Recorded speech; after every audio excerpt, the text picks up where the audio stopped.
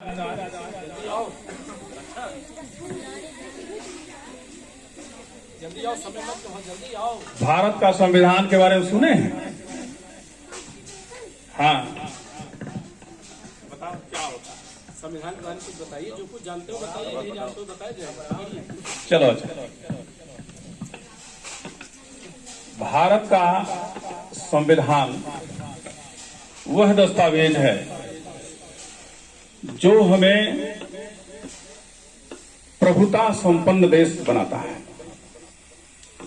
बच्चों, आप लोगों ने इतिहास की किताबों में पढ़ा होगा कि यहां पर अंग्रेजी हुकूमत हुआ करती थी, जिसे ब्रिटानिया सरकार कहा जाता था। मुट्ठी भर लंदन में बैठे हुए लोग पूरे विश्व पे अपना शासन चलाते थे। उसमें से भारत भी एक देश था। आजादी के दीवानों के अमर बलिदानों से आजादी तो प्राप्त हुई थी, लेकिन अपना कोई संविधान नहीं होने की वजह से लोकतंत्र, प्रभुता संपन्नता नहीं हो पाई थी। जब भारत का संविधान लागू हुआ, तब से प्रभुता संपन्नता हासिल हुई है। अब आपके सवाल जरूर उठ रहा होगा दिमाग में, ये प्रभुता संपन्न क्या होता है? असल में जो भी अंग्रेज चाहते थे वहां से, वो अपनी नीतियां यहां पे लागू करते थे।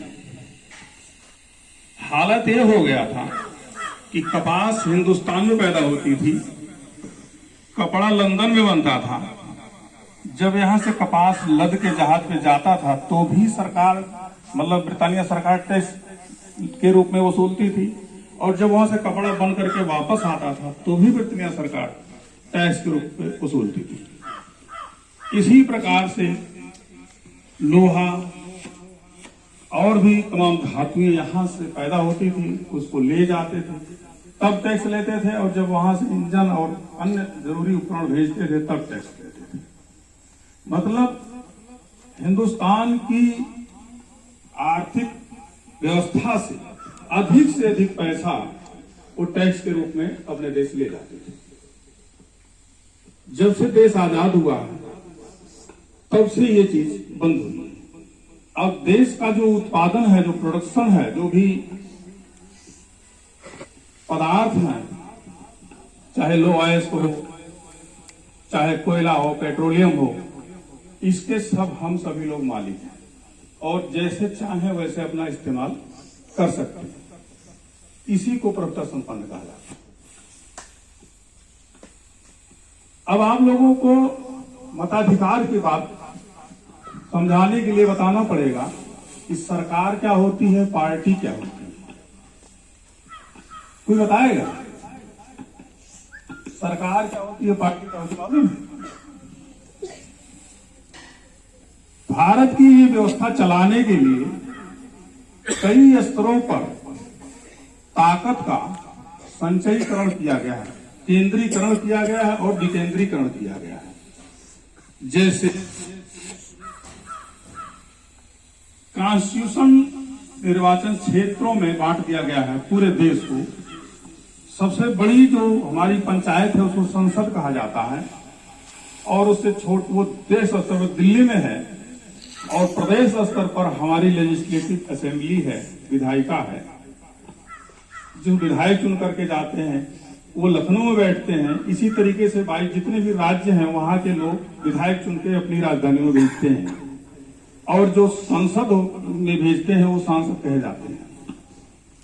इसी तरीके से छोटे स्तर पर जिला पंचायत होती है, ग्राम प्रधान होता है, और ब्लॉकों पे ब्लॉक प्रमुख होते हैं। तो आप समझ लीजिए कि गांव की सबसे छोटी इकाई प्रधान के रूप में, फिर क्षेत्र पंचायत को प्रमुख के रूप में, फिर जिला पंचायत अध्यक्ष के रूप में, फिर विधानसभा के रूप में, फिर सांसद के रूप में।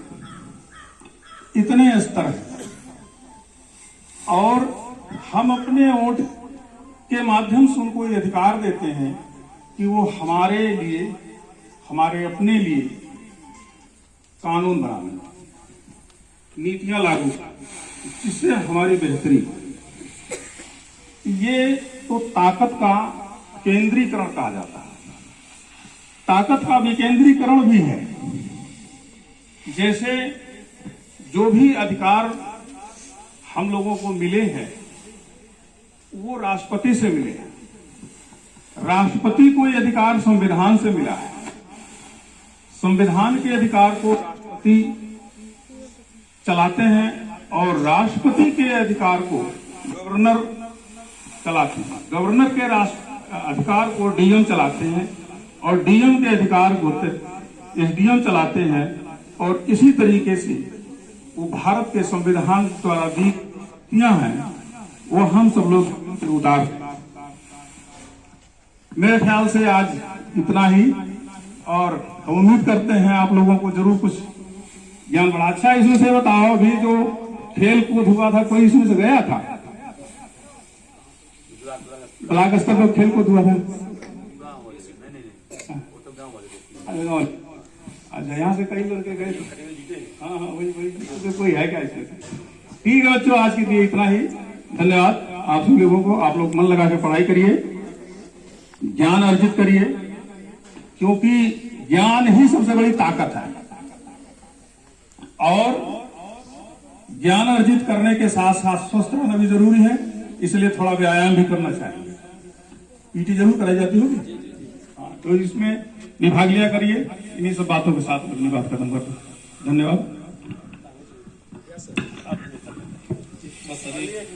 बस एक मिनट का सादा सेकंड। सर ने हम लोगों को भारतीय संविधान के बारे में, मतदाता के बारे में तथा जो शक्तियां हैं हमारे देश की, उन शक्तियों के विकेंद्रीकरण के बारे में दिल्ली राष्ट्रपति से लेकर के ग्राम प्रधान के स्तर तक बड़े अच्छे ढंग से उसको बताया, समझाया। उसके प्रति विद्यालय परिवार के प्रत्येक सदस्य की ओर से हम आपका आभार ज्ञापित करते हैं और निवेदन करते हैं कि आप जल्दी आइएगा। एक बार सभी बच्चों से निवेदन, पुनः सर के लिए धन्यवाद ताली बजाएंगे।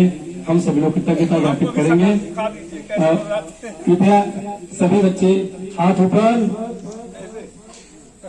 धन्यवाद, ताली बजा।